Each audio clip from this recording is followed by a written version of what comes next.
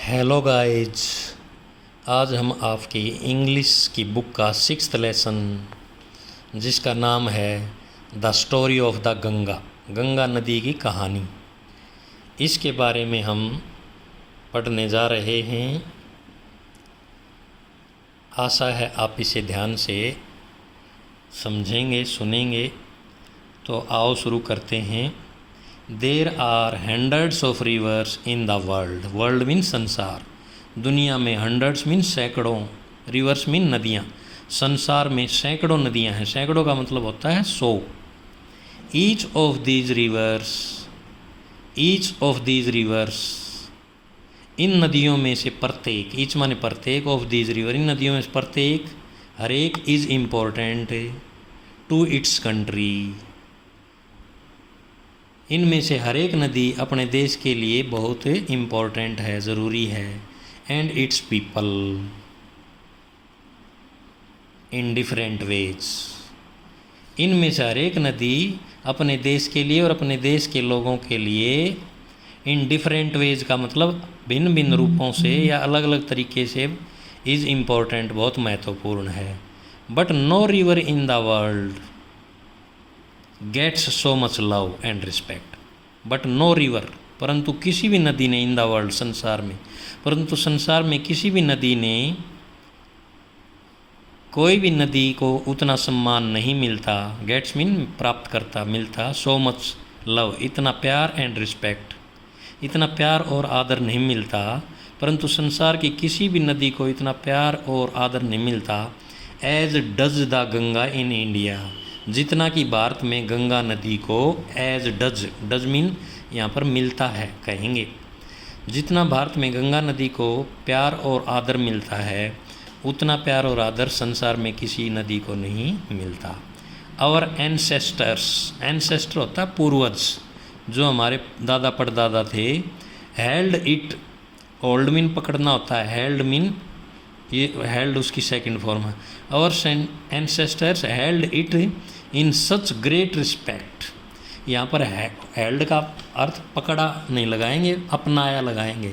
हमारे पूर्वजों ने held it in such great respect, इसको इतना ज़्यादा, ग्रेट मीन इतना ज़्यादा आदर दिया। हमारे पूर्वजों ने इसको इतना ज़्यादा आदर से अपनाया that they वोव an interesting story about it's birth and origin, कि उन्होंने दे वो, वीव, वी मीन बुनना, और वो उसकी सेकंड फॉर्म है, बुन ली, उन्होंने बुन ली एन इंटरेस्टिंग स्टोरी, एक इंटरेस्टिंग स्टोरी बुन ली। बुन ली का अर्थ बना ली लगाएंगे यहाँ पर। उन्होंने एक रुचिपूर्ण, एक रोचक कहानी बना ली अबाउट इट्स बर्थ, इसके जन्म के बारे में, और ओरिजिन, ओरिजिन क्या होता है, उसका जो उद्गम स्थान है होता है, उसको ओरिजिन बोलते हैं।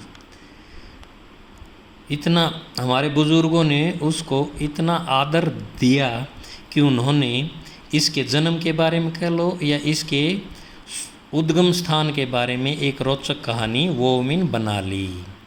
महर्षि Valmiki has told this story in his great epic. Epic का मतलब होता है एक तरह की कोई पोएम लगा लो या कहानी लगा लो।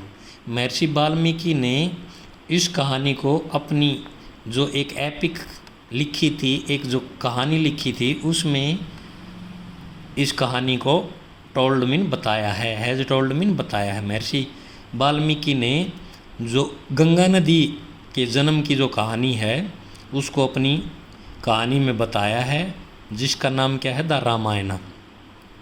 उस एपिक का क्या नाम है भाई, द रामायण। एपिक का अर्थ ग्रंथ लगा लो या कहानी लगा लो। रामायण नाम की जो एपिक है, जो ग्रंथ है, महान ग्रंथ है, उसमें इस गंगा नदी की कहानी के बारे में बताया है। The story runs as follows, कहानी runs as follows, follow mean नीचे दी गई है, ऐसे चलती है। रन मीन चलना या दौड़ना। कहानी नीचे दिए गए अनुसार चलती है या नीचे दी गई है। King Sagara was forefather of king Dasharath.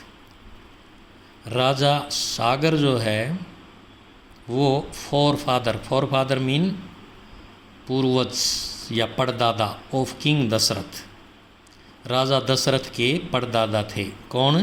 King सागरा। राजा सागरा राजा दशरथ के परदादा थे। He was the king of Ayodhya, वो अयोध्या के राजा थे।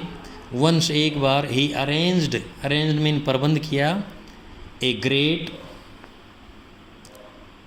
यजना या यज्ञ कह लो, उसने एक महान यज्ञ का प्रबंध किया या एक महान यज्ञ किया। कॉल्ड अश्वमेधा नाम का। कॉल्ड अश्वमेधा का क्या अर्थ है भाई? अश्वमेधा नामक एक महान यज्ञ का यजना का आयोजन किया। अरेंज्ड का अर्थ क्या लगाएंगे? आयोजन किया, या सीधा कहेंगे एक महान अश्वमेध नाम का यज्ञ किया। और हॉर्स सेक्रीफाइस, या इसका अर्थ भी होता है Ashvamedha, horse sacrifice. Horse mean घोड़ा होता है ना, अश्वमीन भी घोड़ा और हॉर्स मीन भी घोड़ा, और सेक्रीफाइस मीन मेधा, पवित्र घोड़ा। One of the jealous gods mean देवता, देवताओं में से एक जिलेस कौन? ईर्ष्यालु। देवताओं में से एक ईर्ष्यालु देवता ने स्टोल मीन चुरा लिया, हिज हॉर्स, उसके घोड़े को चुरा लिया। देवताओं में से ईर्ष्यालु देवताओं ने उसके घोड़े को चुरा लिया। किंग सागरा सेंट हिज सन्स, राजा सागर ने सेंट माने भेजे, हिज सन अपने बेटे, इन सर्च ऑफ माने खोज में या ढूंढने के लिए, द हॉर्स घोड़े को। राजा सागर ने अपने बेटों को घोड़े को ढूंढने के लिए भेजा। दे फाउंड इट, दे माने उन्होंने, फाउंड मीन पाया, इट माने इसे, नियर द कॉटेज मीन क्या होता है? झोंपड़ी।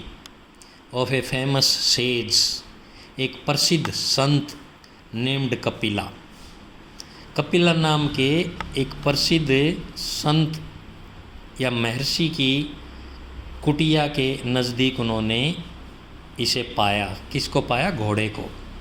The sage was then in deep prayer, then mean उस समय जो संत था या महर्षि था वो गहरी प्रार्थना में, पूजा में लीन था।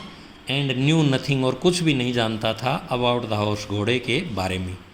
बट द फुलिश प्रिंसेस, परंतु वो बच्चे थे छोटे, मूर्ख राजकुमारों ने, थॉट सोचा, it was the sage who had stolen the horse, कि इस सेज ने ही, इस संत ने ही इस घोड़े को चुराया है। उन्होंने ये सोचा।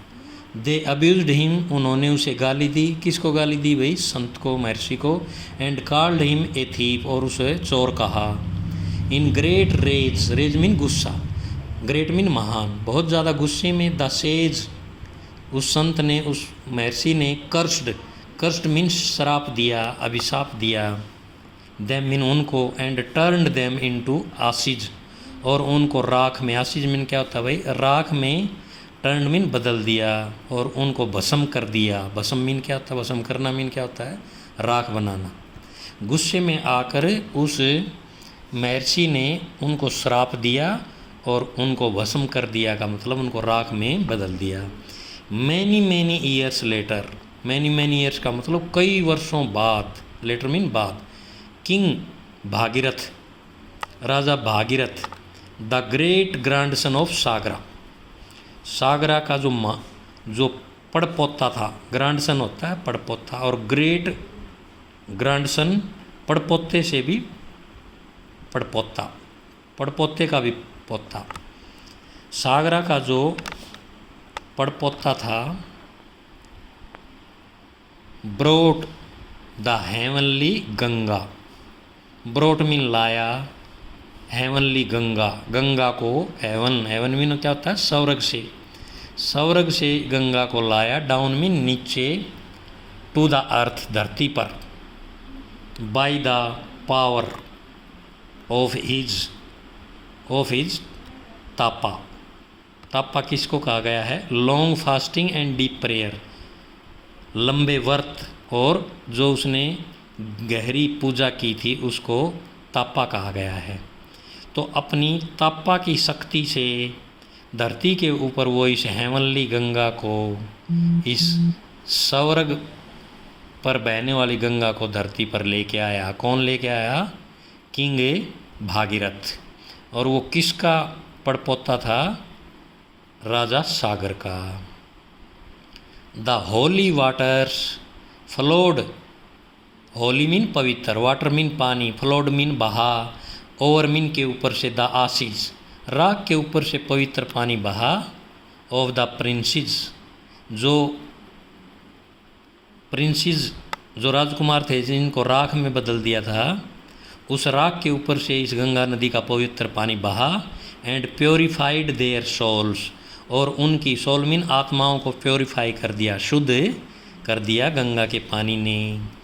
दे were thus freed from the sage's curse, दे माने वो, थस माने इस प्रकार वे उस सेज के कर्स से, उस महर्षि के अभिशाप से, श्राप से फ्री हो गए।